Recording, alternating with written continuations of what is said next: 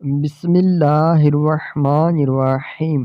حدیث نبوی صلی اللہ علیہ وآلہ وسلم۔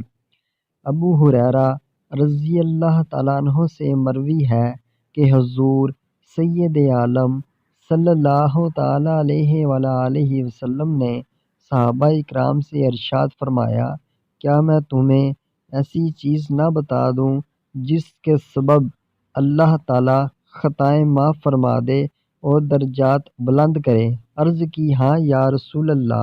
فرمایا، جس وقت وضو ناگوار ہوتا ہے اس وقت وضو کامل کرنا اور مسجدوں کی طرف قدموں کی کثرت اور ایک نماز کے بعد دوسری نماز کا انتظار، اس کا ثواب ایسا ہے جیسا کفار کی سرحد پر حمایت بلاد اسلام کے لیے گھوڑا باندھنے کا۔